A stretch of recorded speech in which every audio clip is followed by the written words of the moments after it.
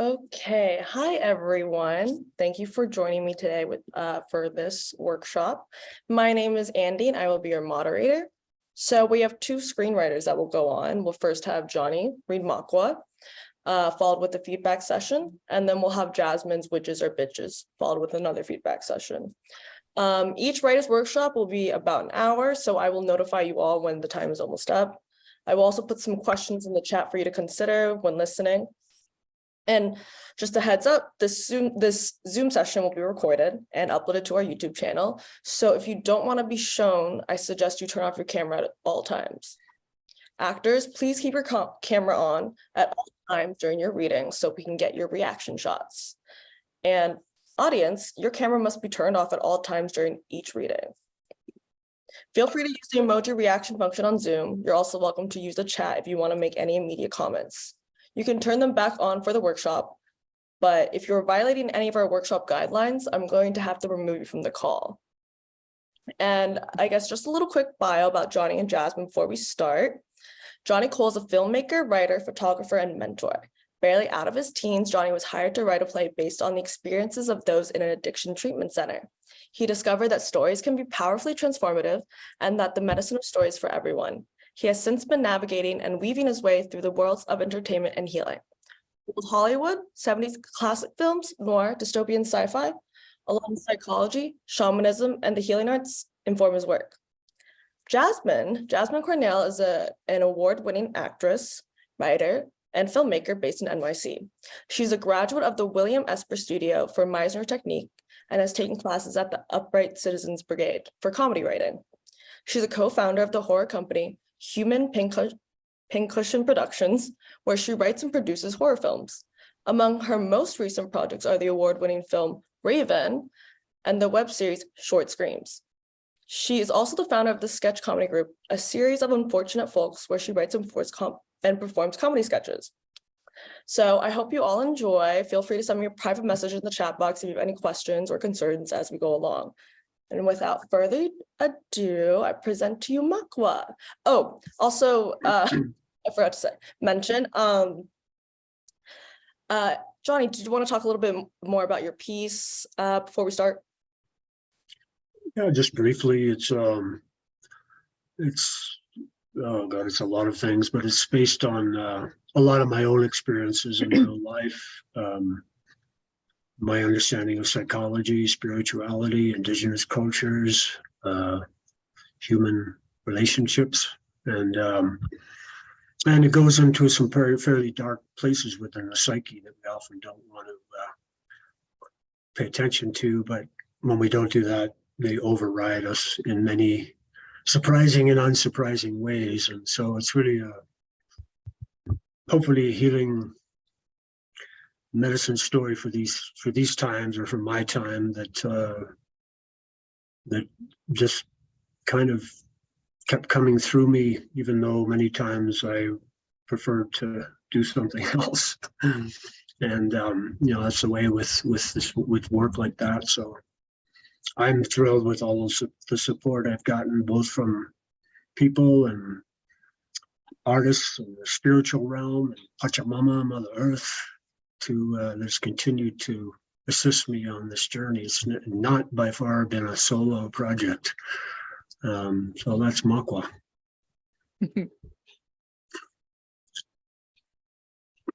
Okay, cool. So I guess we can begin. Everyone, I suggest you to turn off your cameras right now.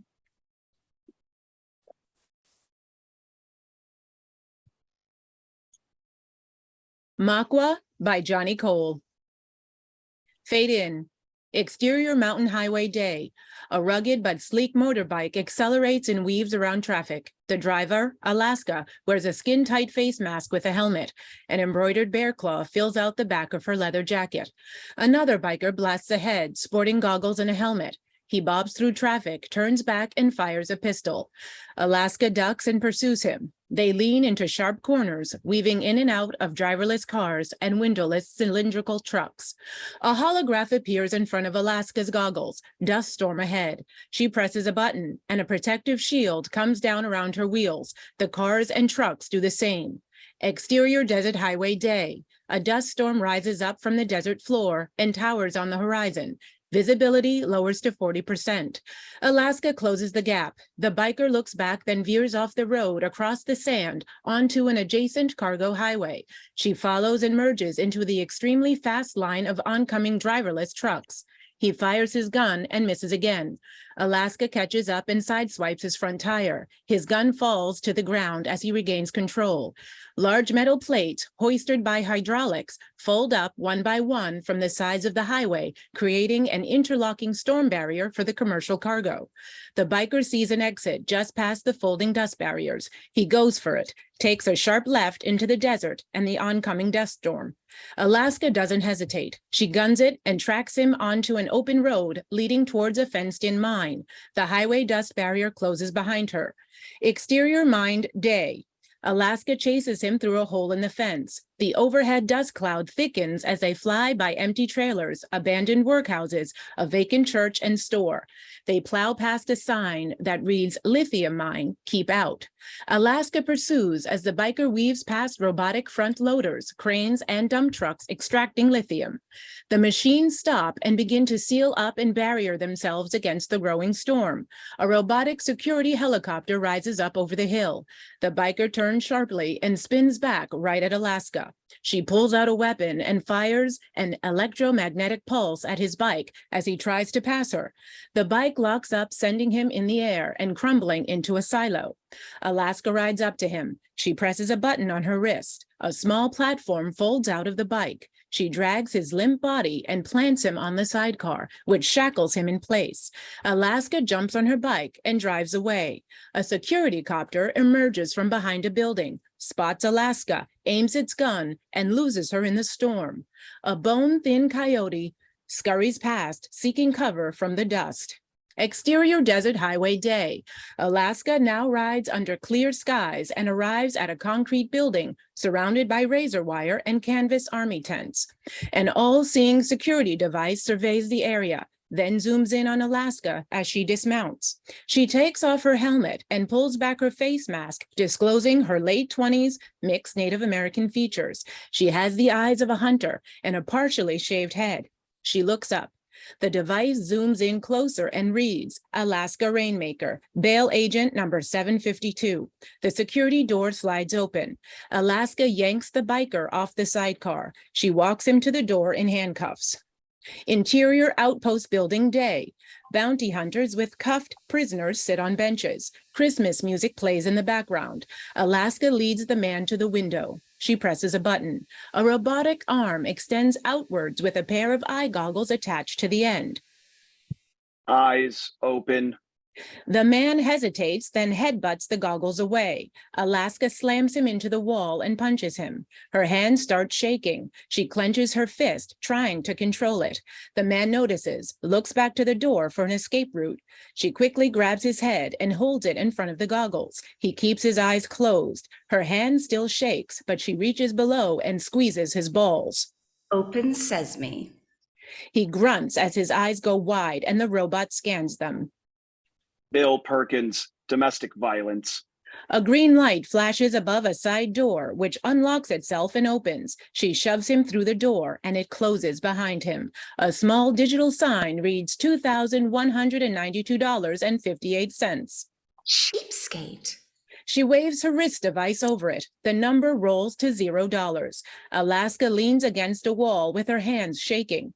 She reaches for a pill in a bottle, pops one in her mouth. She catches her breath, steadies herself, and her eyes refocus. She glances at a few most wanted posters on the wall, including one of the copycat killer, 50K reward. She takes a few posters and stuffs them in her pocket. Alaska looks up at a flat screen TV playing in the corner. Clothes on, news anchor delivering the day's top stories. In national news, with the melting of the A-78 iceberg, the evacuations continue throughout the Florida Keys and Dade County as rising sea levels worsen and make the area uninhabitable. Meanwhile, the drought and heat wave continue across most of the U.S. Seniors are advised to stay indoors. Pull back to reveal the news anchor on a flat screen TV in a storefront window surrounded by the same image on several other flat screens. We pull back further and see the storefront window shatter as a riot takes place. Exterior city streets, dusk, super, America 2047. Protesters from all walks of life fill the streets. Some lie on the ground, some march carrying climate protest signs. Water is life. Oil is crude. Stop the extinction. A giant whale balloon floats above the crowd with the slogan, "Save the oceans, save our home." Helicopters, drones, and police vehicles fly overhead. Exterior side street night. Gemini moon, 30s, female presenting with light blue skin and big orange hair, stands underneath an awning and hands out gas masks to her friends. Daniela Sky, 30s, sassy rebel in a dress and docks, and Rachel Lamont, 30s, bright and magnetic, who takes a video selfie of the group. We're at the Water is a Human Right protest. What you got, Jem? She turns the camera on Gemini and Daniela. It's all connected. The trauma we inflict on each other and ourselves is directly related to the abuse and pollution of Mother Earth. It's all one fight. Climate change, queer, gender, indigenous rights, human rights, civil rights, your rights, my rights, and our rights to fly our personal freedoms flag.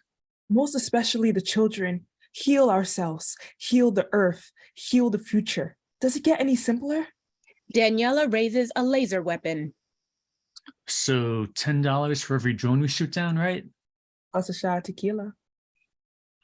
We're getting high tonight. They put on their masks. Rachel grabs a protest sign and puts on a helmet cam. An old woman in a baseball cap observes them from a distance. Exterior, City Hall, night. The three friends join the chanting crowd. Water is life. Water is life. Police and riot gear pile out of vans, followed by 8-foot-tall cubed robots on wheels who push back the crowd. Disperse and clear the streets. Holy shit, here they come. Viva la resistance. Rise and resist. The crowd throws rocks and smoke bombs at the robots and police, who fire tear gas along with rubber bullets. Daniela points her laser to an oncoming scout drone. She knocks it out of the air. Gemini and Rachel march forward. The police push them back. A robot slams Gemini, knocks her down, and injures her arm. Gemini gets separated from Rachel and Daniela and becomes lost in the crowd. Jordan Crane, 26, a mercurial pixie, dressed as Captain Climate Change in a green hat, silver jumpsuit, and a blue cape, hoverboards through the crowd. Jordan finds a wallet on the ground. She opens it and sees the ID. She scans the crowd for Rachel, but doesn't see her. She jumps on top of a mailbox, pulls out a pocket telescope, and looks around. No luck. She hops on her hoverboard and speeds off. Exterior street, night. Gemini steps out of the crowd onto a side street. She removes her gas mask, examines her injury, and keeps walking. Jordan zooms past her and around the corner. Gemini turns the same corner. The older woman we saw earlier with the baseball cap walks with a cane. She carries a crate of oranges and opens the side door to a white van. She trips, and the oranges fall on the ground. Let me help you with those. Gemini approaches and picks up the oranges. She sees one in the back of the van. The woman hobbles forward. Gemini stops her, gets in the van. I got it. Gemini reaches for the orange. A cloth-covered hand goes over her mouth, and her eyes go wide. She struggles, but the contents of the cloth make her pass out. The door slams shut. A Salvation Army Santa, white beard, red hat, and a sweat-stained t-shirt, rings his bell nearby, oblivious. Interior, Rachel's apartment pod day. Rachel and Daniela stand in the doorway. It's been 3 days. Where the fuck is she? We need to file a missing persons report. I don't want to invite the cops into her life. Daniela, Gemini has always looked out for us. Even that time you disappeared for 4 days and we all thought you were dead, but it turned out you were on that bender with Pablo. All right. But I'll do it anonymously. I don't want to hear about it from Jem. Call me if you hear anything. They hug each other. Daniela leaves. Rachel locks the door. She walks to a heavy bag that hangs from her ceiling and punches it in frustration. Exterior city day. A city of congested skyscrapers gives way to hill upon rolling hill of tightly knit concrete dwellings blanketing the landscape. Exterior country day. Alaska winds her motorcycle along a country road past hills, trees, and a river. She rides down a dirt road through a grassy meadow, which is alive with flowers and birds. She arrives and parks in front of a rustic cabin by a lake. She removes her helmet, takes a deep breath, and smiles. Interior cabin day.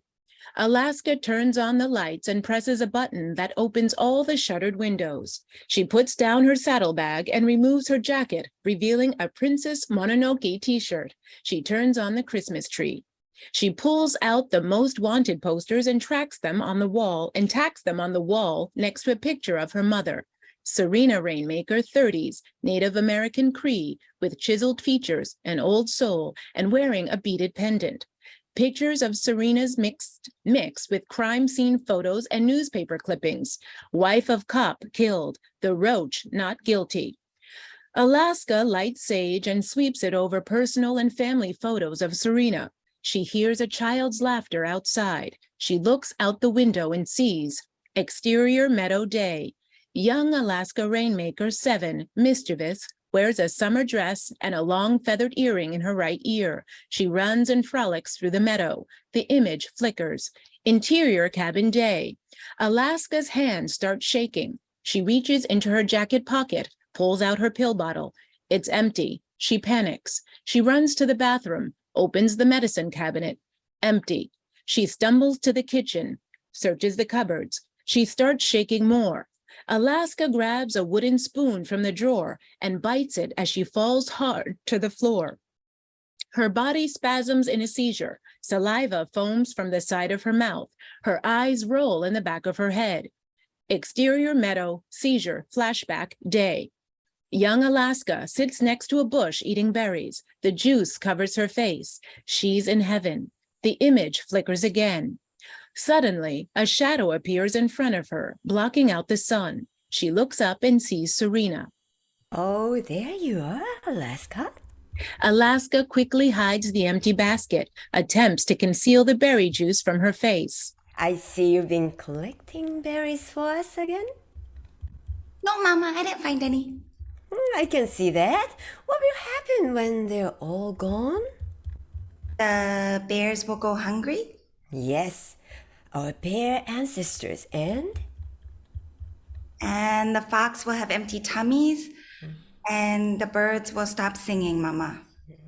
Anime foxes and birds appear and look at Alaska. what will become of us if we take too much? The Wetago will come.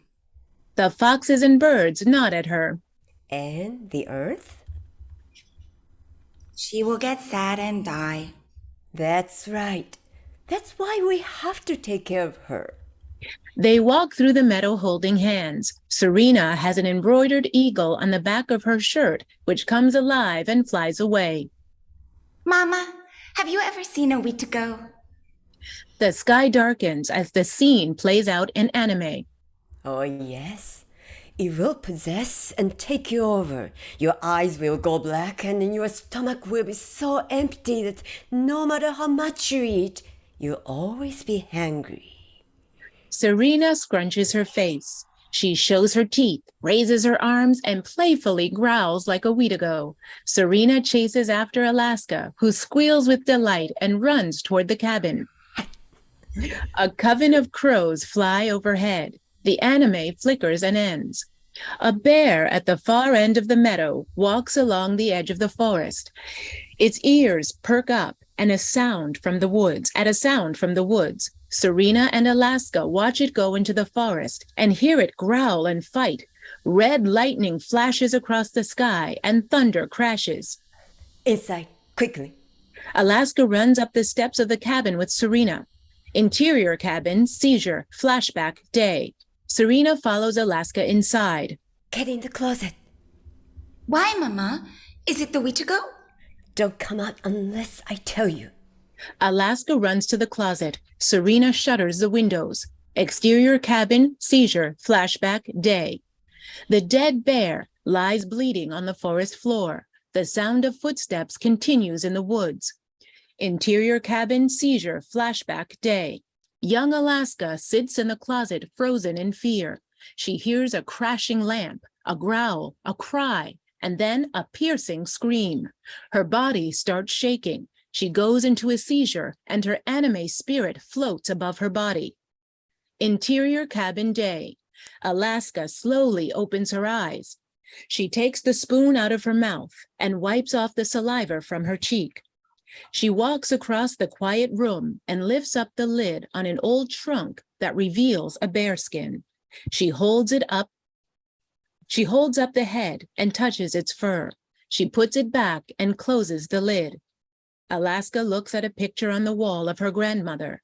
Noko Rainmaker, 81, Native American Cree with long gray braids and a twinkle in her eye. Alaska picks up a book called Cree Traditions. She opens it and sees The Weetago, page 41 to 50.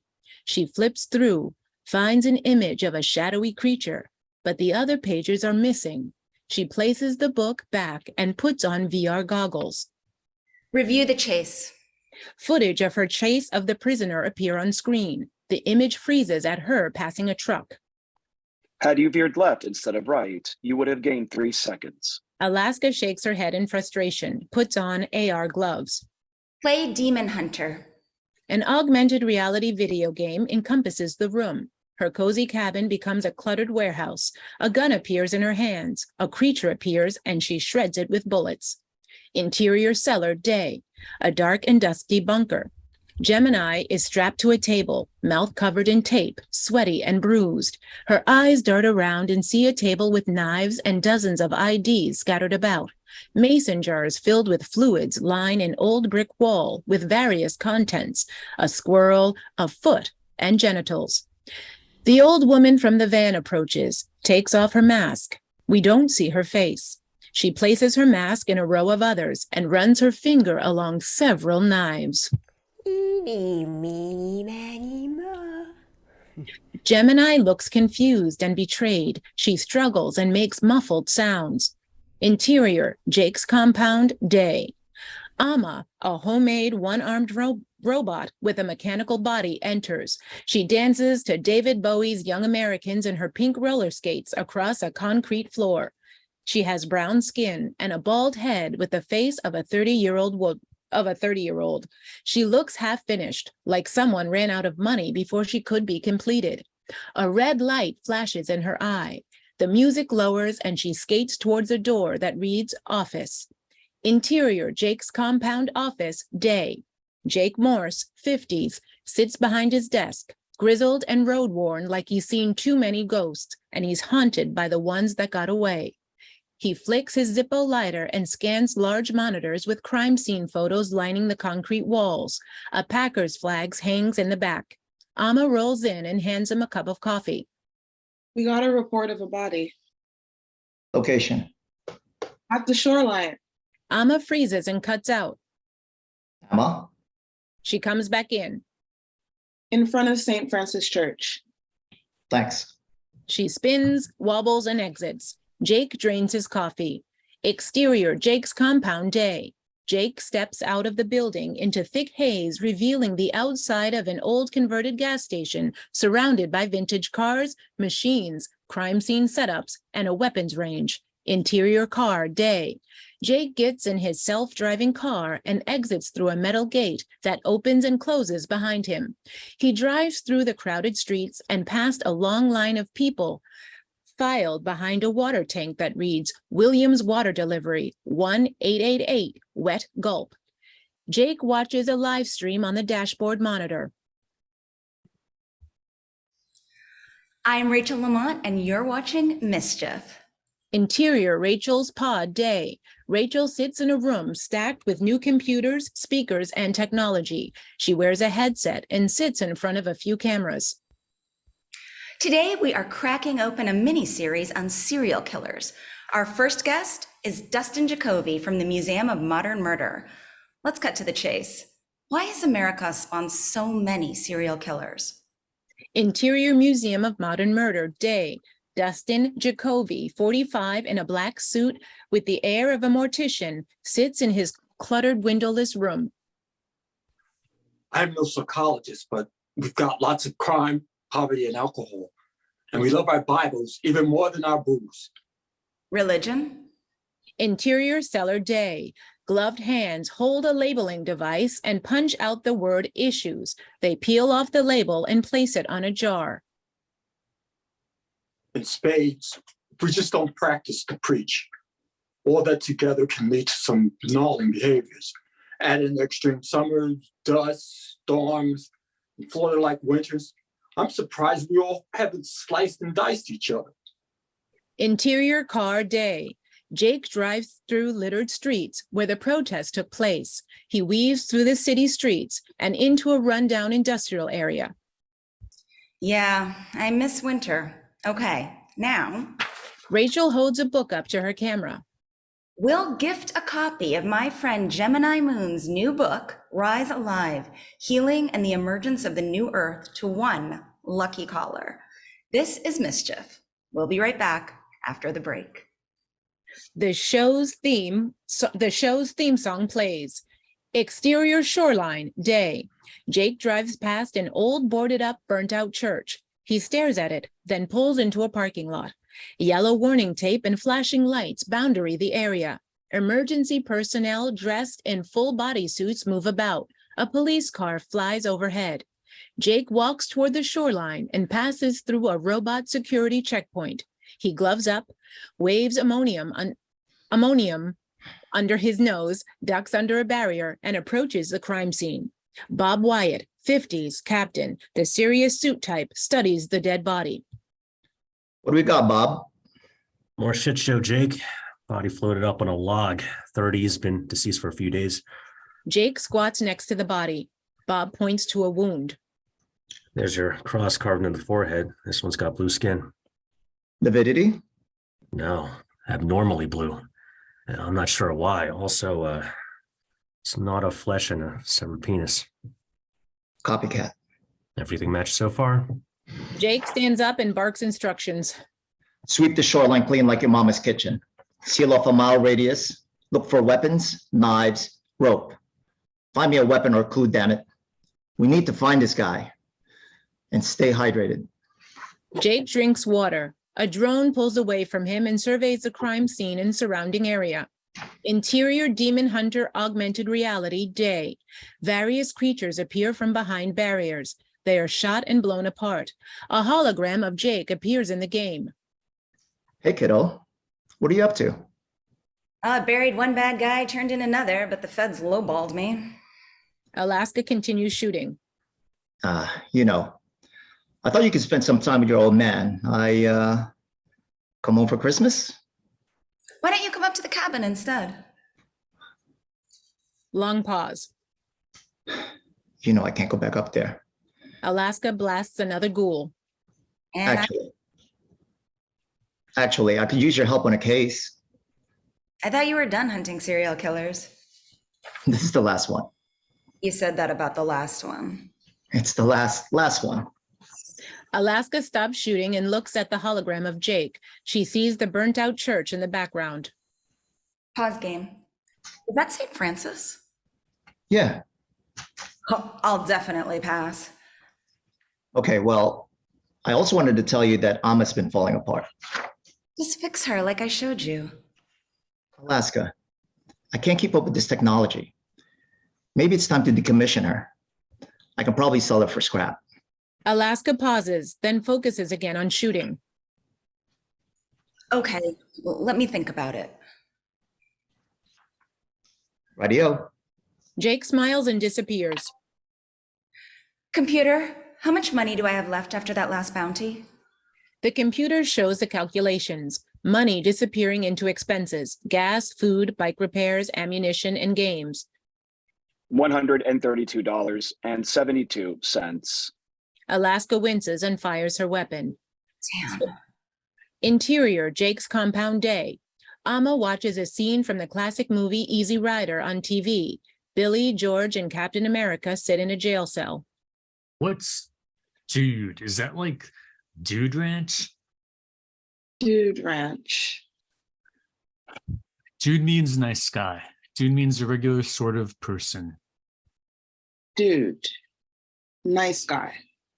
Amma nods at the sound of the words, then turns her head as she hears the familiar sound of a motorcycle. She smiles.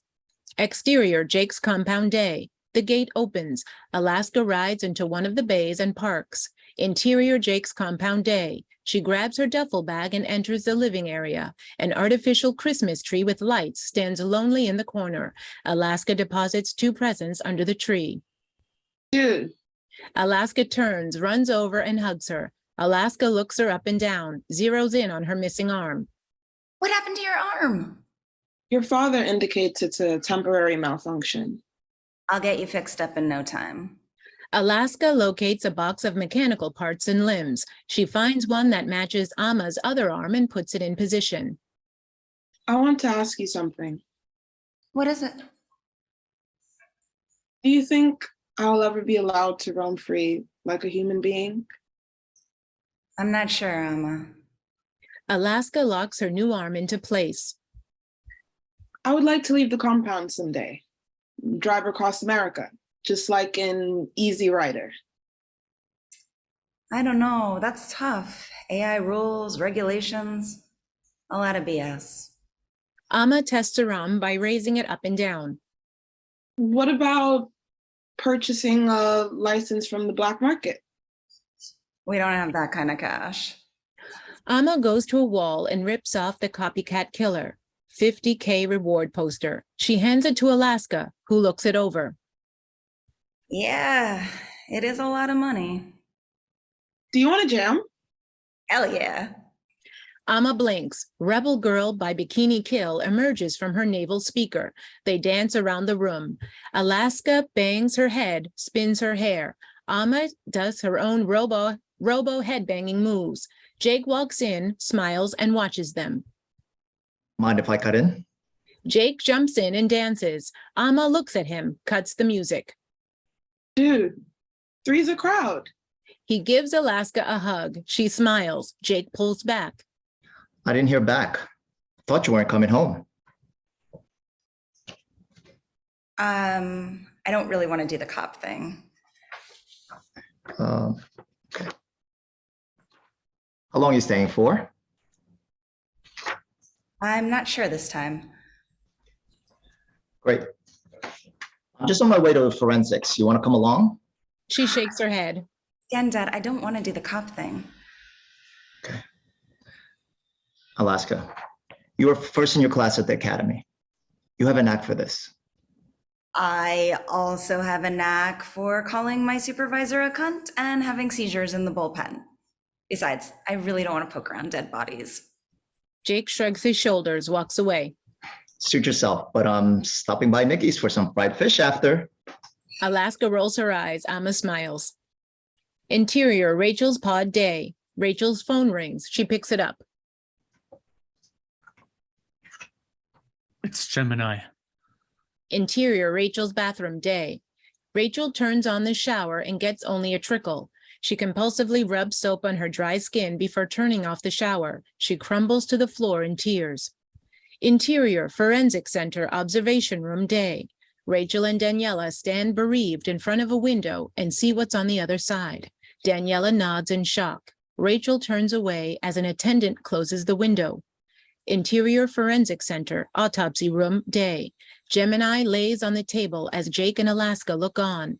Wayne Sinclair, 40s, straight-laced coroner, reads from his report.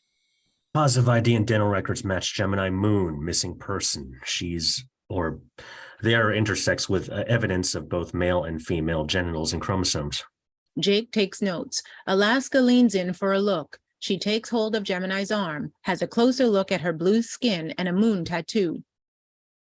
Naija Manaduwag. Excuse me? She's a two-spirit. Wayne nods. Right. Blue skin as a result of a rare genetic disease called methaglobinemia. What? Globinemia. It's exacerbated by lower oxygen levels. Also suffered severe genital mutilation. Jake shakes his head. Wayne hands him the report. Trace amounts of rohypnol and chloroform. Okay, so they were roofied. No matches to central DNA database. No further evidence of any fluids. No semen, blood, saliva, or urine. Sounds like a ghost. Wayne points to some deep scratches and several bite marks. Also, rope burns around the wrists and teeth marks around the heart. Alaska leans over, takes a closer look. She touches one of the bites. Her hand slightly shakes. This looks familiar. Are these human or non-human? Could be both. Maybe a canine or a coyote got to the body. Valerie Johnson, 30 to 40s, mixed race, penetrating eyes, glides into the room. She lights up when she sees Jake. Good to see you again. Valerie, this is my daughter, Alaska. Valerie works with the department as a police psychic. Valerie nods to everyone, gloves up. May I? They give her room. She hesitates. Shaken, she turns away. Are you okay? That's my friend Gemini. You don't have to do this. Valerie hesitates. No, I'm okay. She places her hands on Gemini's clothes. Valerie's pupils dilate. She closes her eyes as we see what she sees. A body rolls down the embankment into the water. A shadowy figure and the sound of shallow breathing. An 8-year-old child terrified. A white van screeches away on a road. Back to scene. Valerie steps back, opens her eyes, holds up the articles of clothing and jewelry, puts them back. What can you see? A white van again. A shadow, and now what looks to be a child. A boy or a girl? I don't know. 8 or 9? I'll get you a sketch. Okay. Anything else? I don't hear the voices. It's hard to penetrate his walls. I don't really believe in psychics. Valerie looks him over, touches his shoulder and smiles. And I don't believe in skeptics, so we're even. But your wife is having an affair right now on your couch. Do you know a Terrence? Wayne shakes his head, staggers out the door. Valerie shrugs her shoulders, calls after him. Come by for a reading sometime. She smiles and looks over at Jake. Drop by. I'll get you that sketch. Interior Nikki's Diner day. Jake and Alaska sit at a booth eating fried fish. Alaska wipes the oil off her face. Delicious. So, are you gonna ask her out? What? Your friend Valerie. Clearly she has a crush on you. Jake ignores her, keeps eating. You gotta come out from behind your work. Get back in the game, Dad. I am in the game. What do you know about dating anyway? I know that if she likes you, she'll want you to make a move. She's a tad too adventurous for me. When was the last time you went on an adventure? Packers, Bears, at Soldier Field. 8 years ago? Dad. We don't have enough in common. You both hunt serial killers. Yeah, and she's a little on the kinky side. Alaska chokes on some fish. And the problem is? Alaska hides her grin, demolishes the fish. Interior Jake's compound day. Alaska stands at the wall of monitors and studies a series of autopsy pictures of different bodies, including Gemini Moon, 8 others, and her mother, Serena. She zooms in on bite marks on 5 of the bodies. Alaska sees photos of a disheveled, meek-looking man and St. Francis Church with the headline, "Local Priest Murdered by Serial Killer." We hone in on snippets and phrases. The roach convicted. Serves victims in tacos. She zooms in on the autopsy of Serena and the bite and scratch marks on her body. Alaska is fixated. Jake walks in and sees the images of Serena. He becomes immediately distraught. What are you doing? I'm looking at Mom's case. Emma, get them off there. The files disappear. I was looking at that. Maybe there's some kind of connection. Look at the marks on these bodies. Same as Mom's. They're just random animals scavenging for food. On 5 bodies? The files reappear. Emma, I said to take it off. Asked for my opinion, and my opinion is we should look at this connection. Gemini Moon, Mom, Roach, Father Brendan, and all these marks. Alaska, not now. I'm only coming back if we check out Roach again.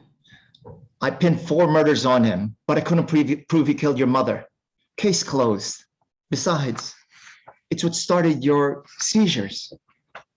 He killed Father Brendan from St. Francis. You found a body at St. Francis. We're not revisiting Roach. Jake walks away. Amma spins back and forth, shaking.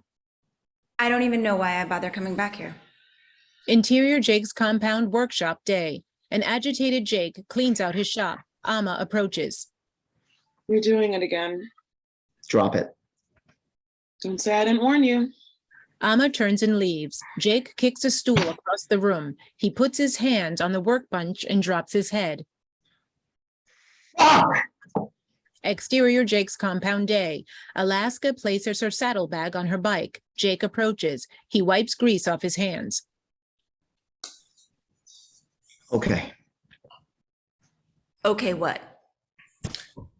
I don't believe there's any kind of connection, but if you could help on the case, I'll take you to see Roach. Alaska looks at Amma, who holds up the 50K reward poster in her hand. She stares at Jake, thinks it over for a beat. Okay, deal. He reaches into his pocket and hands her a badge. I cleared it with the captain. Consider yourself deputized. Alaska holds it and runs her thumb over the metal. Interior Jake's compound day. Jake and Alaska look at the screen full of maps, pictures, timelines, corpses. Images show the copycat killer caught on security cameras wearing various disguises. Satellite images and security cameras show him avoiding facial recognition by the use of masks, usually an infamous serial killer. Gacy, Bundy, Raider, Dahmer, etc. Alaska steps closer. So he likes to play dress up. Probably projection, identity transfer, and a need for notoriety. He wants to be identified with the famous ones, some sort of homage. Faces appear on the screen along with their names. 9 known victims all experienced genital mutilation. A crosscut on the forehead and 5 had teeth and claw marks. A businessman in Chicago, hairdresser in Madison, coach in Green Bay, retired priest in Racine, a school teacher across the Canadian border in Sault Ste. Marie, and the rest, a street worker, a gymnastics coach, a Boy Scout leader, and a doctor were all local. Where did the priest work? 7 parishes around the world. Amma freezes mid-speech. Her lights blink on and off. She's been shorting out. I'll update her drives. Alaska slaps her on the back. Chile, Mexico City, Boston. What about St. Francis? Yes, 2 years. Alaska looks over at Jake. Why a Canadian school teacher? Seems a little risky to leave his territory and country. We're not sure. We think it might be a copycat of a copycat. Exterior cemetery day. Rachel stands over Gemini's newly dug grave. She is flanked by Daniela and Valerie. They are surrounded by a group of artists, goths, punk rockers, and other friends. Rachel reads aloud from Gemini's book. We have all shared our live locations. We have all made phone calls, both real and fake. We have all tucked our hair inside our coats. We have all run down dark roads. We have all planned our escape routes and struggled to stay alive. We have all risen. Rachel, Daniela, and Valerie each throw a handful of dirt on the coffin. Luke Durrell, 30s, dark suit and boyish charm that's been diminished by too many broken dreams, steps forward. Sorry about Gemini. Yeah, I'm still in shock. Daniela hugs him. He releases her and embraces Rachel. She tears up and he holds her close. She pulls back. How are you? I'm okay.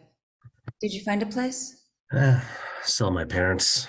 Feels like I'm caught in the middle of a never-ending passive-aggressive ping pong match.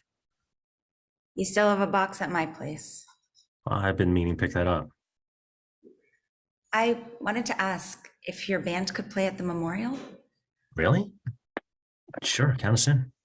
Rachel hands Luke a stack of postcards. He walks over to Cameron Klein, 30s, working class, smokes a vape, looks like he's always 3 beers in. He stands with Yoshima, 30s, female, with sunglasses and a vibe out of a Matrix movie. Hey, she wants us to play Jeb's memorial. Do you think we can get Eddie out? I don't know. He's in one of his funks. Barely seen him since Burning Man. Interior car day. Jake in Alaska survey the cemetery from a distance. Jake takes photos of the group. He puts the camera down. Looks like she had quite a posse. Exterior Eddie's house day. Cameron and Luke walk down the side of Eddie's house. Yoshima wanders behind them. Yoshima seems cool. What happened to Cindy? She stopped listening. I'll let you take Yoshima for a spin if you like. We can go back later and have a three-way. What's up with your three-ways? I just like human contact. Luke knocks on the basement door. No answer. Yo, Cheesehead, are you dead? Come on, we know you're in there. Interior Eddie's basement day. Eddie Warren, 32, Native American, tense with sunken eyes that haven't seen sunlight in a month, sits in the dark. A computer glows on his face. His eyes look to the door, but he remains motionless. In exterior Eddie's house day, Cameron bangs on the door. Hey, we got a gig coming up. No answer. Bangs again. Luke shakes his head. Should we come back? I can't rescue him anymore. You know how many times I talked him off the bridge and took him to the ER when he overdosed? Luke slides a postcard under the door. They all walk off. Exterior Eddie's basement day. Eddie picks up the postcard. He opens the curtain a crack and watches them walk away.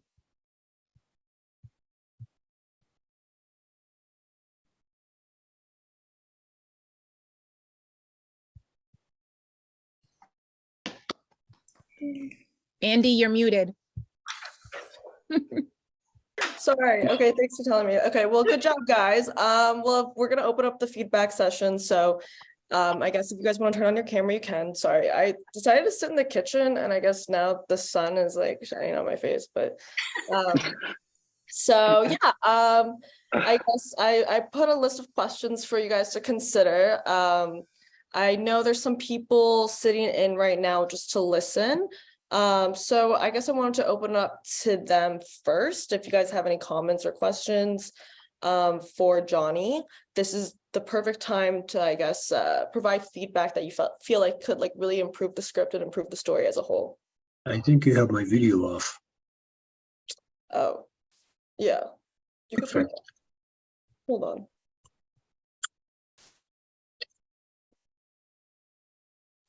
I can't see you on here. Oh, just kidding. Ask to start video. There you are. Oh, I'm not all light. Yeah. Oh, you're not the only one, Andy, who's got some new light. Yeah. Yeah. Yeah, I'm here somewhere. Thank you so much for excellent acting and reading. It really warms my heart to hear you all show up and present your best. I really appreciate it. Thank you.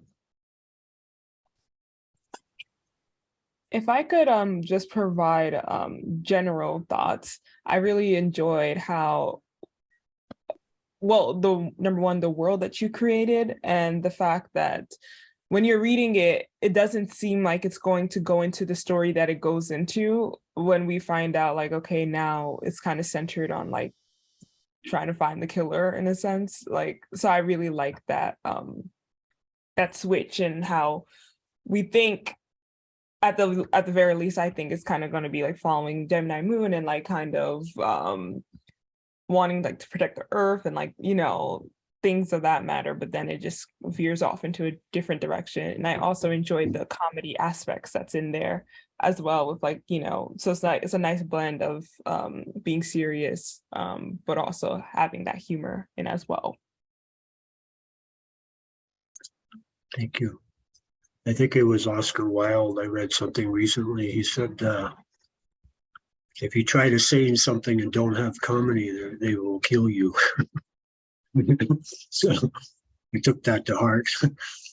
And yeah, it's a pretty, it moves through some dense material. So as we all do, you know, at times in our lives, and maybe at the time of our human next step in evolution, and humor is sweet medicine. You know, it's the master medicine. You can find the right time for it. So thank you.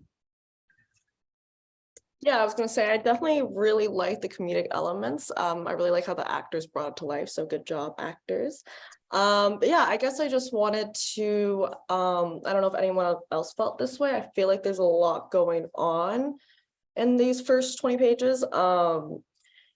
I don't know, maybe it's because you're just, I know like you have to convey a lot of information all at once, but I feel like, you know, the bounty hunter and like the dead bodies and whatnot, and like the climate crisis and whatnot. I'm not really sure how like the climate crisis kind of ties into these, I guess, like true crime or like murder mysteries. So yeah, I guess that's the only thing I kind of like would want to like talk about a little more, is like what was your intention with protests and whatnot. Well, I mean, this is a little bit blunt, but I'm pretty blunt. You know, probably we've been tuned into the news a little bit more about climate change with all of the new protesting, and it's only going to get more and more and more, eh? Just FYI, that side of the rage and the anger and the trauma will express itself in many, many different ways. In the old cultures, and the old stories, Native American, Indigenous, South American, old Irish stories, we are intricately connected to Mother Earth. You know, there is no separation between her destiny and ours. And what I tried to do is what is happening within our interpersonal relationships, within our sense of separation that we allot to each other, and the trauma that we inflict upon each other is directly related to what is happening on Mother Earth. Absolutely. And it has always been that way. The younger cultures, and I would include Western culture as one of the younger cultures, that seem to have forgotten some of those ideas and some of those awarenesses. The ancient cultures, the older cultures, I live in an ancient culture here, right? Most people, many people, have been dislocated from their homeland. Sometimes through fault of their own, sometimes through, you know, theft, earthquakes, all those things. You know, America, even the indigenous people there have somewhat been in many ways dislocated from their own homes, and then many people have come from other homes. And I live in a culture where that hasn't happened, right? The people who live here, I can walk out my door and I will see elders and people who've been here, and they've been here for thousands of years. And they're deeply infused in the culture of Pachamama, and the providing and the honoring and the apus and the medicine. And you rarely see trauma being flown back and forth between the folks here. They just don't have it. It's fascinating to see a culture that hasn't had a large degree of generational ancestral and cultural trauma inflicted upon it. Now, they've had some, but their resilience and resistance and their continuity of being rooted in this land they're some of the most alive and aligned hearts I have ever met. So that's why I don't want us to get out of the story, whether it's Makwa or our personal story of what is emerging on the planet, without us understanding that the healing of Mother Earth is our own healing in our own hearts, our own ancestral trauma. That's a long-winded answer. Sorry, just to cut you off for a second. If the audience wants to join the convo, you guys totally can. It's not just for the cast. Feel free to turn on your videos. Yeah, I guess my question for that is that, like, what do you feel like, or I guess how are you going to consider the fact that, like, there are a bunch of indigenous cultures, I guess, like, being conveyed in this, and like, is it, like, is it going to be insensitive in some way? Could it come off as like a, as a simplified or like a reduction of certain cultures? And like, yeah, I just wanted to know like how you feel like you could deal with that, or if anyone in the audience also felt that way. Open it up to anyone. Sorry, Andy, what was your question? I'm sorry. Well, basically, I was just asking if anyone like felt the same way, or like had the same concerns as to like I guess the combination of indigenous cultures, if that's going to be like somewhat problematic. I guess if it's like a reduction of cultures, like it's very simplified, and especially like utilized by a white man and then put into a story that kind of is, it is a fantasy at the end of the day, and it's a sci-fi. So I was just wondering how like you, Johnny, would be able to tackle these problems, or like how do you think like that kind of like works into your script? And like for the audience, I don't know if anyone kind of would have an answer to that, but yeah. Well, I mean, I can shed some insight on that. It's a good question. Mhm. It's about a 4-hour conversation, but I'll try to reduce my insights to a simpler thing. There's a line later on in comes on in the second act somewhere, I think third act maybe, where Grandma Noko, Rainmaker Alaska, comes to her in search of the Wendigo. Mm-hmm. And she says, Grandma, I want to learn more about our culture. And Grandma said, our culture? There's only one culture. It is a culture of diversity, beauty, love, and the interconnection of all things. Everything else is everything else. And it's almost a direct line that a Navajo elder told me. I've had many, many influences on the script. My duty to the story is to follow the story. I can't go to write something and go, hey, I need to go check with various committees, although my journey has been that, and into the story itself, into the creation. So Two Spirits, Mi'kmaq, Navajo, Cree, Quechua, and many others speaking into the African American and white, Asian, speaking into the story. My own personal journey, which I'll share with you, is that, I was writing a story maybe 5 or 6 years ago. And I was also simultaneously had been mentoring a young Navajo woman who had lost her father. I'm sorry, Johnny, just to cut you off. I think Jennifer wants to ask something. I saw that you're. I'll just finish it, and then I can, because I want to honor her. And anyway, I found out in my writing that she had committed suicide. Her sister called me, and it was one of the most devastating things I've experienced in my life. And through the writing, and Alaska appeared into the story. And it may have been my friend, it may not have been, I don't know. But something pulled me in that direction for my own healing and for the healing of our relationship, which is,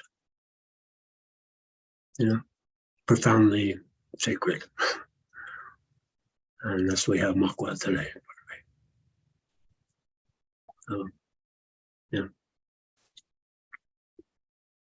Thank you for sharing. Sure. Did you want to respond to that, or did you have another question that you want to bring up or anything? You're still on mute. Sorry, that's really Beautiful. I personally, I loved the non-homogeneous nature of the script. I loved how multifaceted it was. I loved that it addressed multiple different cultures and viewpoints, sexuality, everything. And I thought it was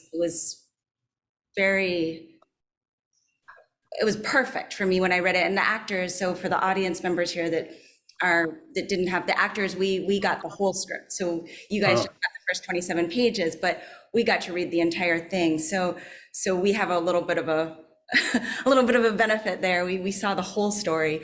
But I loved it. I loved the fact that you had this interplay and that you didn't feel constrained to only write, a white man's story. I think I loved it. But my question was actually, and this is from somebody that read the entire script, I found myself really fascinated by Gemini and really fascinated by Rachel. And especially Gemini, I wanted to get more of her backstory. But then I wondered, as I read the script, I thought, well, there's a lot packed into this script. And I wonder how many iterations you had been through. And I wonder if there had been a backstory to Gemini that maybe got removed through the editing process. And sorry, this is a lot of questions. I wondered if you'd ever thought, doing this as a television series in addition.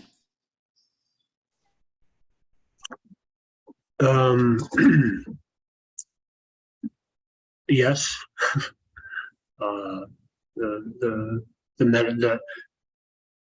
journey of it will be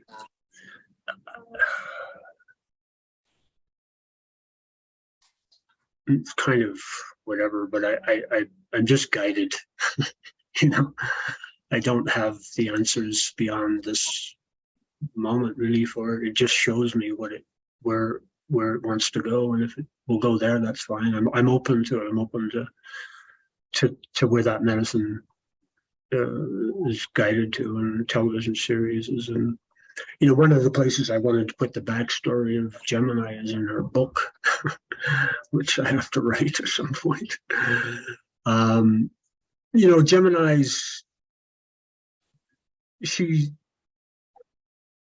represents the holy integration of the divine masculine and divine feminine within each of us. Right? Many of the ancient cultures, particularly over India, will talk about the blue beings, and Shiva and whatnot, Krishna, and so she's kind of the earth, but she's also of another dimension, another place. And I would imagine, like many people, I don't want to go too far into it, but like many people in this culture have experienced sexual abuse as children, which for me, I started working that when I was 21. I started to work with people in that, untrained. I wrote my first play about that subject predominantly. And so I would imagine that she would have been sexually abused as a child and found her way back. And as many of the wounded healers do, if they find their way back, they heal more than they're wounded, and they help someone else. That's how it goes, and so she was in a position as an artist. She'd come out enough to be an artist, to be a guiding light for people who were sexually traumatized. So it was an important figure to have. And it was an important figure to have as though she's the first murder in the script. She's the underlying frequency that perhaps one or two of us, or many of us, are navigating, of how we navigate that masculine feminine energy within us. That's that. Thanks for sharing. So I guess, does anyone have any last thoughts or comments that they wanted to make before we move on to Jazmine's piece? Yeah, I wanted to ask him about the character Alaska. What were his thoughts about the character Alaska? Like Alaska. Hmm? Alaska is my hero. Again, often when we show that sort of warrior spirit, both in all the genders, all of the genders. We show that warrior spirit, which some, I don't, without getting too much into the gender side, but it's a little more the masculine warrior spirit, that animation of the yang.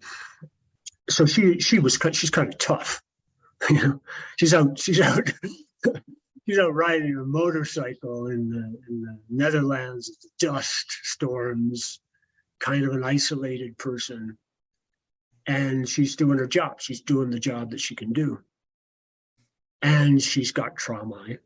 Unhealed trauma from the witness that she heard didn't see it from her mother, and that whole life was taken away from her, and her whole family blown up, her whole everything, and some of us experience that on Earth to a certain degree, and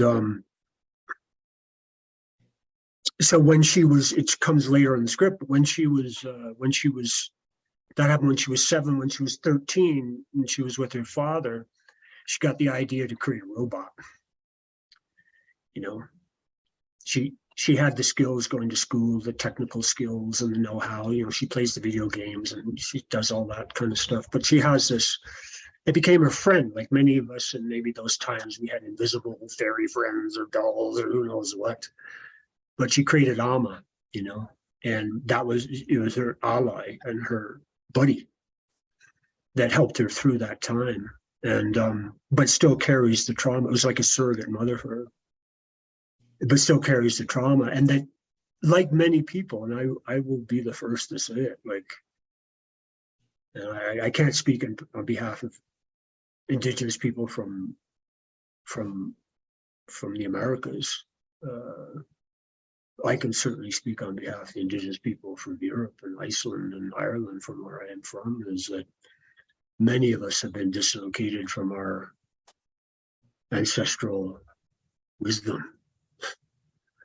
And I would be hard pressed. I could talk to 20 of my friends here, North American friends who are here, who have Indigenous background, who are hungry for their own wisdom. It goes with the territory.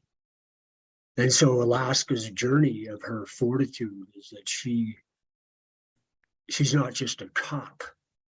She's not just a bounty hunter, but it's through searching and understanding her relationship to her ancestral culture and ancestral medicine.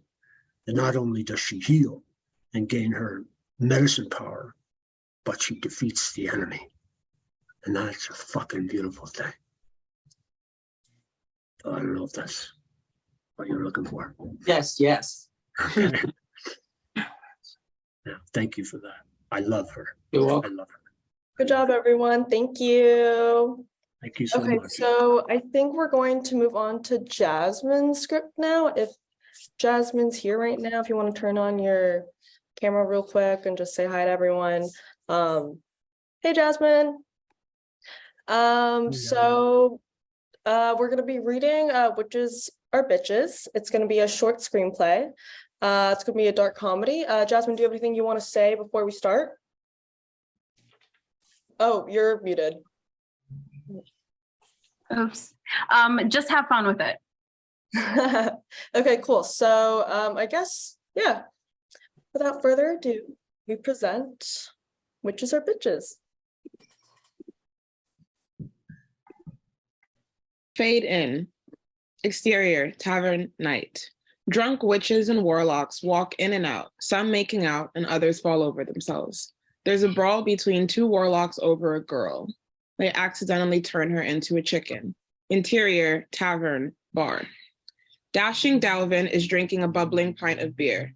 He's up close and personal with Rebecca, a bar wench. A hooded figure is at the opposite end of the bar, peering out. That'll be 10 pieces of gold, love. What do you mean? I'm Dalvin, the warlock savior of this town. You're welcome for conquering these dragons and thus saving this tavern, where you get to meet me. You didn't just catch him. You made him explode. Dragons have feelings and families too. Hold that thought. Dalvin has spotted another witch. He walks over to her. Hey, beautiful. You ready to catch a ride on this wand? The hooded figure, hideous Freya, pops up right behind Dalvin. He jumps and makes an eek sound. She gets close to his ear. I don't think she'd have a grip like mine. They say the ratchet ones can drag you into the night sky of ecstasy. Painful? Yes. Pleasureful? For me. Ew. You. Go before I turn you into a cloud of smoke like I did your mother when she had the audacity to try to take my cauldron under my bridge. She was looking for something to cook us dinner. We were hungry. She didn't know that you lived there. Was it my fault that she was poor and stupid? I was only 9. Actually, bye, bitch. Freya waves her hand and the witch turns into a cloud of smoke. Dalvin starts coughing. How annoying would that have been? Blah, blah, I have no mommy, blah, I'm poor, blah, blah, blah, I'm a stupid bitch. I saved you from a pity party tonight, my little savory savior. She was still hot. What a shame. Oh, don't worry. I'll take care of that wand of yours. No thanks. I hear you like to collect weenies for your spooky little spells. I'd like to keep my dick after completion. Dalvin starts to walk away. Freya follows. Oh, yes, I'd love to keep yours in a jar by my nightstand, but I can make an exception for your magnificent morsel. Dalvin looks at her up and down, considering, then notices another chick. She makes eyes at him and he gets excited. Go away, witch. Nobody likes you. Freya watches with a snarl as he flirts with Chick. He takes her hand as they head into the restroom. Fury flares in her eyes. Her mouth moves. She is chanting something inaudible. When she is done, a huge smile hits her lips. A group of witches watch her and making faces like ew. Dude bumps into... Oh man, I'm so sorry. You'll do. She grabs him by the collar and they disappear in a cloud of smoke. Everyone gags. Why does it smell like fart? Exterior, tavern next morning. A dragon scream is heard. Dalvin looks defeated as he walks past the tavern, sad. Some folks look at him and snicker. Cut to exterior, under the bridge, afternoon. Freya is stirring human parts into green liquid. There was an old lady who swallowed a man. I don't know why she swallowed a man. Perhaps she'll kill again. Dalvin enters, coughs loudly, interrupting. She stops mid, haha. I wasn't expecting such yummy company. I would have left room in my cauldron. You know, there was another dragon in town today, setting shit on fire, eating goats and kids. Of course, me being the most powerful. Second most powerful. That's what I said. Anyway, there was a dragon in town today as usual, so I went to save the day as usual. But lo and behold, my powers are all gone. So I go old school and try to use my wand, but not a spark. Interesting. So Clayton shows up on his little white boom. He puts out the fire, saves the goats and kiddos like it's nothing. Dalvin kicks over an empty potion bottle and sighs loudly. Clayton, you say, huh? Don't think I don't know that you send that dragons every week just for me to catch them. That would be a lovely thing for me to do. But this time, you did it to embarrass me. Oh, I would never. Stop the act, witch. Give me my powers back. Putting her hands up. Okay, you caught me. I'm getting bored of this little cat and mouse game. I want my toy. Not happening. Then say goodbye to your sexy savior days. It can't happen. I don't know if you noticed, but my image is very important to me, and you're considering you in this town. You wouldn't be able to keep this secret. I'm too awesome. Freya keeps getting closer to him. They're now face to face, whispering, What you want me? Your breath smells like old people farting in the dumpster. That will soon be my life. I like it. Okay, Warlock. I'll give you the potion that you'll unlock your magic once more. But you have to give me one thing. What's that? You must allow me to touch you, and you must admit that you want it. Of course I want it. Do it. Freya reaches her hand over and squeezes his butt cheek. Dalvin lets out a moan. Damn you, you horrid, sexy. He smacks his butt. Freya laughs a witchy laugh as she goes over to grab the potion from her shelf of dicks. You already had it ready. I knew you'd know it was me. I'm sure those little witches that were watching me told you. She hands him the bottle. As they both have their hands on the potion at the same time, they lock eyes. One last thing. I'm gonna need you to send another dragon so I can salvage my reputation. Whispering in her bad breath, God. Dalvin moans. Cut to exterior tavern night. A couple of witches are huddled, laughing maniacally and skipping in a circle. A man eating 2 huge pieces of meat, and a little girl levitating, asking her dad to take her home. Interior tavern bar. Dalvin is back at it. He is talking to Rebecca from before. Yeah, it was so amazing how you didn't kill the dragon this time. Like, it was brave. I'm a brave guy. That's what I've been trying to tell you, Jessica. My name is Rebecca. That's what I said. And now, to make it clear, I'm totally good to use my powers now. So if I want to blow up a dragon, I can. Yeah, but don't. Instead, use your powerful wand for other things and let me do the blowing up. Whatever you say, my lady. He grabs her hand and leads her to the bathroom. Ominous music plays. Everyone in the tavern laughs and chats. There is an evil laugh in the air. Then, What the fuck? she leaves the bathroom in a huff. Dalvin follows suit, zipping up his pants. Oh, come on, honey. You just need to put a little more, you know. Dalvin motions with his head. You still have to pay me. She waits with her arms crossed and he looks around. Can anyone spare 10 pieces of gold? Being a hero doesn't pay that much if you can't believe it. 20 pieces. Wait, what? Baby, sweetie, you gonna do me like that?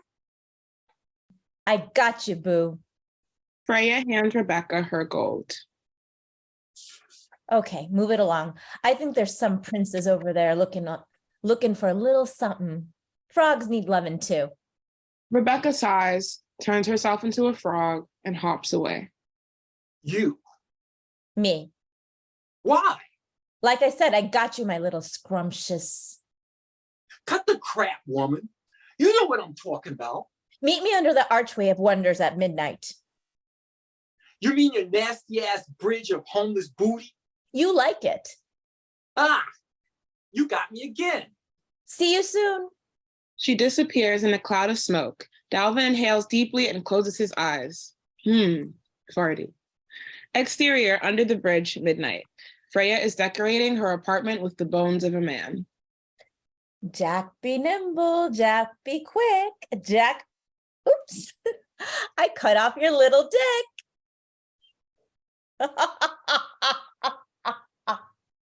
Dalvin has walked in. He laughs along, which actually startles Freya. She composes herself.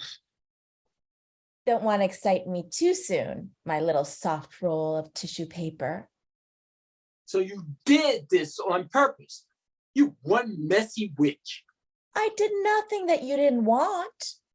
I wanted my magic powers back, but not in exchange for my magic powers. Oh, it's still magic. Trust me. She takes a few steps closer to him. She feels his dick twitch. His eyebrows go up and he lets out an ah. What's happening? I told you. My potion only gives you what you really, really want. And what you really want is Don't you dare say. me. She rolls onto a table closer to him and spreads her leg under her hideous dress. He groans and his hips jerk.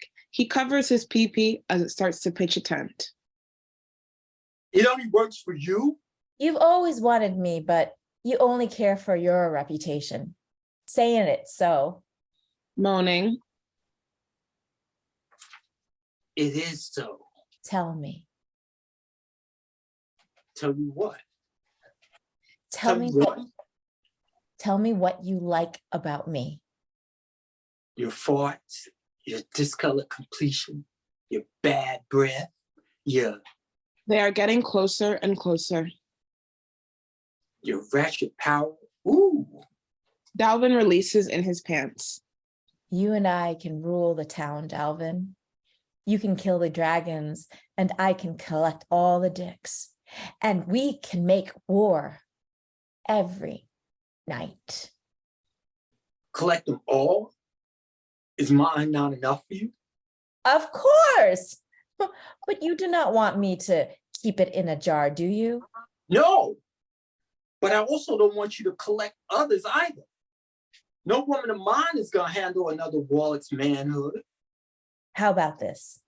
You shut up, kill your dragons, let me do my thing, and I'll make sure Clayton's death is particularly wretched. Like when your mother calls and says, "Why don't you ever call me?" They both roll their eyes. Exhaling. Fine. But you must do something for me. Drag me into the night sky of ecstasy and make me feel the painful pleasure you spoke of. As you wish. And if you survive, tomorrow we take on the world, you saucy little minx. We will, you bug-eyed, ballin'-faced looking witch. You're just so, ooh, ooh. They both lick their lips and go at it. Cut to exterior over the bridge after midnight. Camera pans as moans are heard. The moans quickly turn into moans of pain from Dalvin.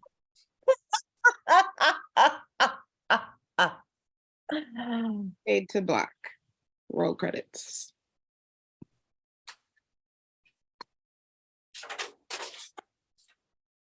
Good job, guys. That was really good. George, I really liked how much you were really into your character. That was really funny. So I guess we're gonna open it up to questions from the audience, or I could also start it off if like anyone doesn't have any at the top of their head. But yeah, I guess I'll first open up to the audience. Do you guys have any comments or questions about this short?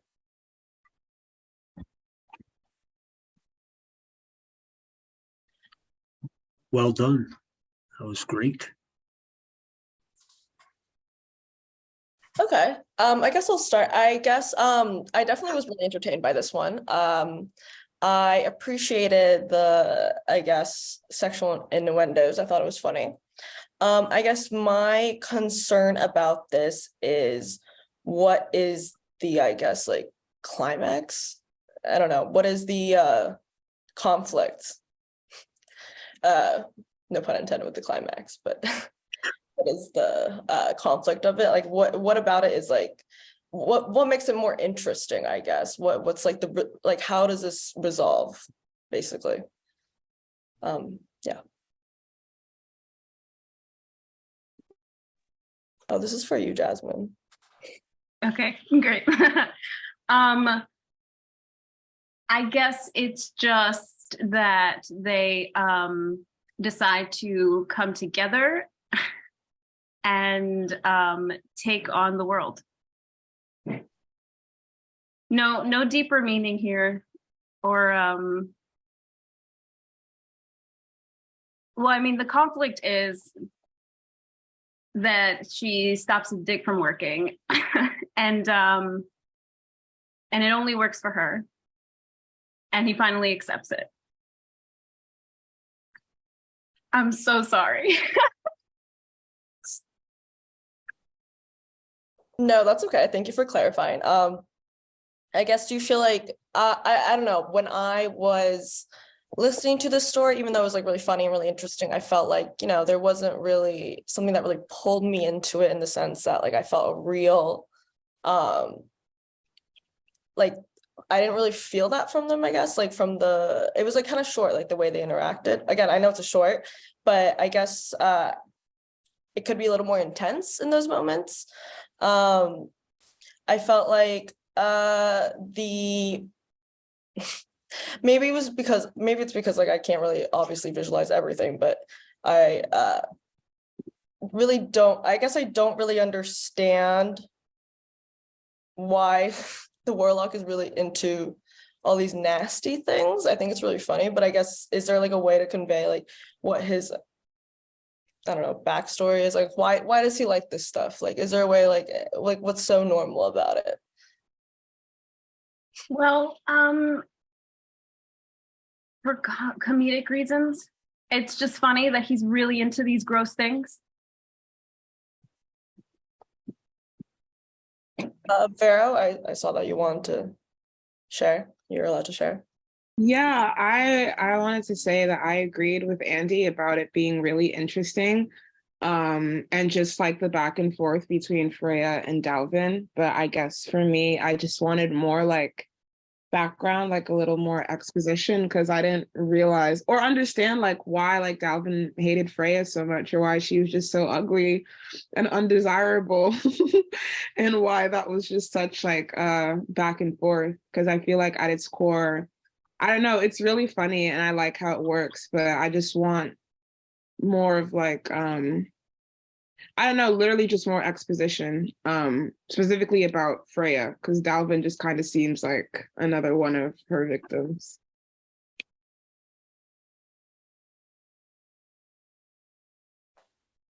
Kimberly, did you have something to say? Yes. Yeah, I thought I love the world of it. I love how funny and like just dark it is. I think you do a really great job of painting that picture. And my main question does kind of piggyback off of Andy's a little bit, but to me, it's like, well, if she's a witch, why can't she just make him like her? Like, I know she gets like the dick to stop working, but wouldn't it just be easier or simpler just to have like a spell so that he can, you know? So I'm wondering, like, what are her limitations in her powers?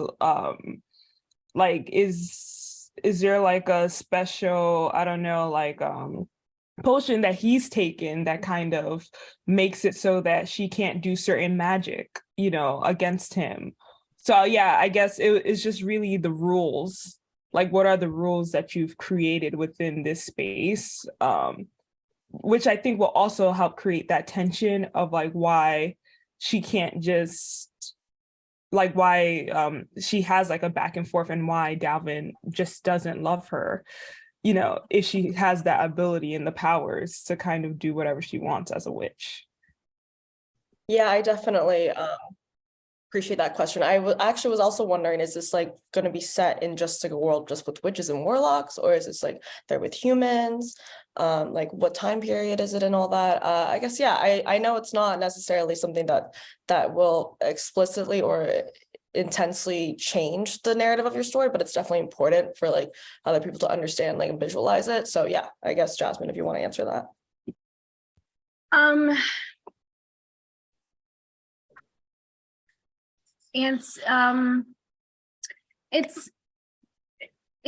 There's not like, it's more because she wants him to admit that he likes her, not because she has limitations. Yeah. Well, why does she want him to admit that? Like, what does that do for her? It's always better for someone to admit something to you instead of you forcing it. Okay. So that's like what she's really trying to get, is that natural admittance. Right. That's interesting.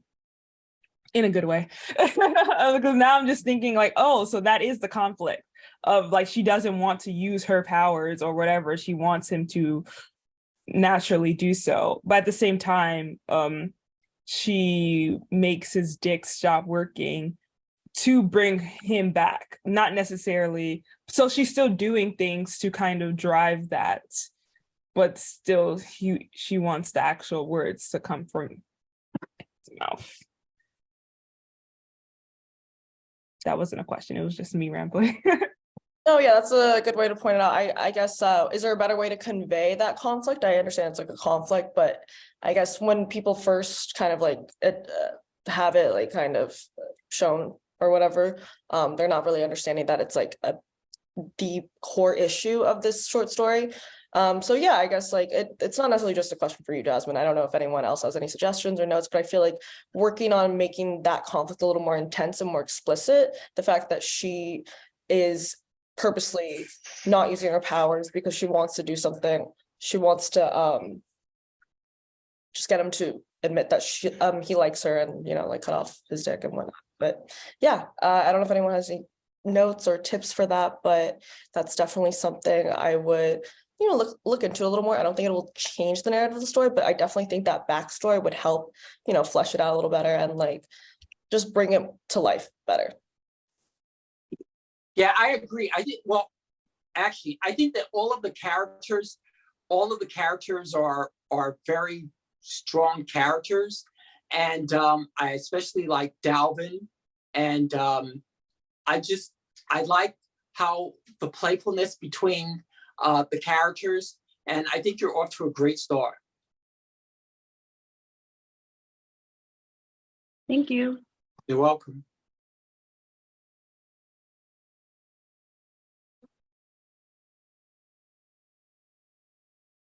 So does anyone else from the audience want to participate? Don't be shy. It's okay. This is the time to give feedback. Criticism is welcome because, you know, that's how you improve stuff. Yeah, so if anyone wants to chip in about anything, I know it's a short story, so it's like... I have a question if nobody has anything to say. Yeah. This is a very, like, not to be taken seriously kind of short. Like leaning kind of towards like sketch comedy-ish. Does anyone have anything that would make it funnier or like funny situations I can like build into it? Anything to punch up like joke-wise maybe? Gotcha. Yeah, I definitely okay. I see what you're saying. I definitely thought the sexual innuendos are funny, but I do think maybe it's a little more explicit. I don't know what kind of audience you're trying to target specifically, but maybe a little more I don't know. I guess that was one thing. I guess Freya, the main character, she was definitely stereotypically a witch, but is there anything about her that kind of makes her stand out from other witches? Like, is she like kind of nerdy? You know, like what makes her kind of like she's very mean. Yeah, she's very mean. I know that, but like I feel like that's like typical of like most witches and stuff. But like I guess, you know, I kind of like want more character from her. She's just kind of like, we know Dalvin's a warlock, but he's like kind of like a horny person, you know, like he's kind of a pervert. Like that's like kind of like something that's like funny on top of it. But I guess Freya's just like kind of, to me, like, yeah, she's mean, but I feel like she's like just a witch, you know? Like I feel like there's nothing like added to her, if that makes sense. And she's supposed to be like the main lead, so I feel like adding some type of personality to her or like kind of like archetype or something, you know, would really, I guess, bring out the jokes. Yeah, I think something that actually might be helpful would be like, I don't know, having some type of private moment just so that we can see like who Freya is, like in her own space. Because I feel like a lot of comedy comes from you know, watching people struggle through things, or us as an audience knowing certain information and then seeing the character either not do that information or, you know, kind of thing. So I think like if just seeing Freya's like own internal struggles, and yeah, if she's mean, like is she mean and also super mean to herself, and does she say fucked up shit to herself as well? And that could be like something that's like super funny, like, oh, you stupid ugly bitch, you know. And then she kind of goes out to Dalvin and it's like, hey, do you like me, you know? And that's like also like a fun contrast or not really a contrast, because, you know, we see that she's mean all the time, or maybe on the other hand, maybe she's like really nice to herself, or she's trying to like, you know, build up her confidence or whatever. Or so I think a lot of comedy just in general, like I know it's supposed to be like something that's funny and, you know, not taken seriously or whatever, but I do think successful pieces still have that like conflict, that internal conflict, or, you know, we see her trying to get Dalvin's attention, but she wants it in a way that's like natural. It's just like, yeah. And I feel like with Dalvin, it's like we see that, yeah, he's like the super horny guy, and that kind of what ends up being his downfall in a way, which is not really a downfall. It's just, he's just playing out who he is, which kind of makes him succumb to Freya. So yeah, I don't know if that's a private moment that you can add, or just who is Freya to herself. Yeah, I agree. I think this, honestly, the short is really funny. I guess I want to bring it back to the opposite side of it. I know you're really into horror. I know this is supposed to be a dark comedy, which is like, it is pretty dark, but I wanted to know like how you could make it a little more horrific, because it's kind of leaning more towards on the comedic side. I don't know if you were trying to at all like just add in a little horror, like just add in a little like elements to it. But yeah, I don't know if you guys have seen like Cabin in the Woods. It's like very much equally like funny and horrific. So I don't know if you were like trying to go for just the comedic side, or you're trying to like balance out the horror and the comedy. But yeah, it's definitely funny. I don't know about like the horror side of it. I feel like it could be a little scary if that's what you were going for, but I'm not really sure what you're going for. But yeah, I guess if that is something that you are considering, I guess that does anyone want to like suggest anything? Or Jazmine, I guess, like, do you want to tell us if you, okay, wait, Mark. I can throw a couple of things in, just listening. Is you could play up the gore a little bit, like she could actually like blow somebody's head up or so. I mean, I don't know how much you have in your budget for effects, but there's pretty simple effects, things that you could write in that can actually play funny with, you know, something exploding or something like that. And I think also, so people like Kimberly was mentioning, like the alone moment, like getting to know your character, which even though it's a sketch, if you can just do one little thing at the very beginning that establishes her want, you know, like so that we know, oh, she really wants to fall in love. And, you know, and maybe she's eating like cloves of garlic, you know, like, and it just kind of shows what she's doing, but she has a very specific type of man, you know, who can, even her dating profile is like, must love garlic and smelly crack. It just, you know, it's just that kind of thing that you can like even learn something about who she is and what she wants. And then that kind of plays out with what you're doing, I think. I can add something. I can add something. Yeah. No, it's great. I missed the first couple of minutes, so I don't know if it was in there. I apologize, but you know, there's something around the magicians, right? Which is the same as a witch. It's an archetype in the tarot, and there's often the inverted magician who uses the dark side to create their magic, you know, and interfere in other people's lives and whatnot. And there's something around. You know, and I don't know if this is for your script or something, but there's something around, like, it's funny to me that, you know, you see people who perceive themselves as all these powers, and what happens if they they cast a spell that gets out of control. You know, that's always amazing to me. You know, it comes back on them, and they go, oh, fuck, I got to do this, or they create, you know, some mock-up of a man, whatever it is. You know, it's always interesting to me. I was just without going too far to the side, but you know, I just started to get onto Twitter, so I'm not really. I just like, and I landed right when the whole thing exploded. It was kind of funny, but you know, the funny thing I saw there today, and you know, Elon Musk is a bit of a musician, right? He's a bit of a shot. He's a bit of a wizard, and he uses all kinds of spell work all the time. He's using spell work all the time, and he did the thing where he's got, you know, he did the $8 subscription thing.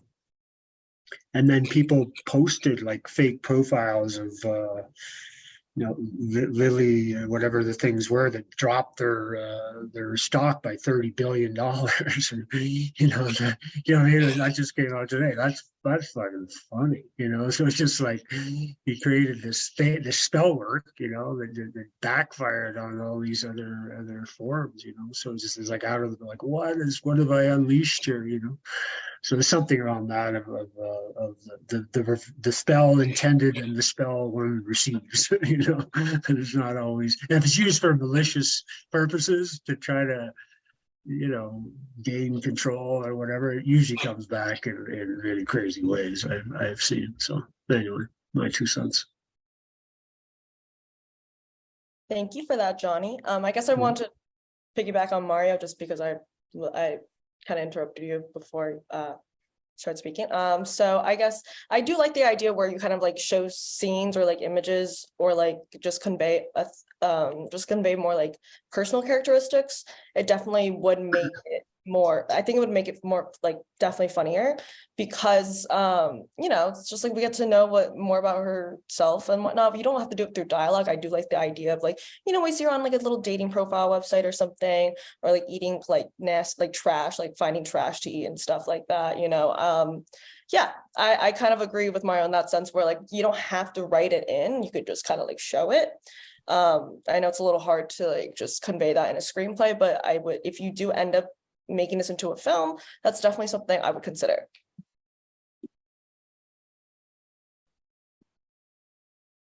And does anyone else have any more questions or concerns or like want to share any comments or anything? Yes, I'd like to know for Jazmine, what's next? What's next for this? Or where do you see it going?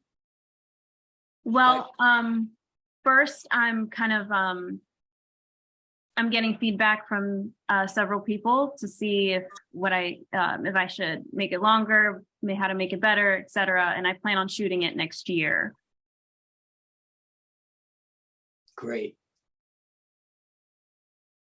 Okay, cool. So anyone else? Any last thoughts? Anyone? I just thought it was really fun, and I love the characters that you created and their attitudes. For me, I'm a person who loves assholes, so yeah. You played that really well. It was really funny. I really enjoyed it as well. And I actually also agree with Kimberly's comment about the private moment of Freya. That would be super interesting. Yeah, her internal struggles and what that might be, and that might up the ante of the comedy. Totally, I'm in agreement there. But yeah, I can't wait to see what happens next.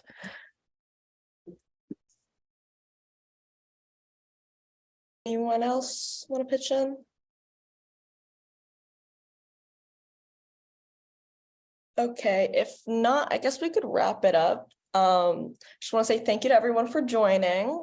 I know some audience members messaged me directly to, I guess, pass on the comments to writers. I know they didn't want to like put it up publicly, but I'll definitely forward you guys those comments, Johnny and Jazmine. Thank you so much. So yeah, I guess thank you for participating.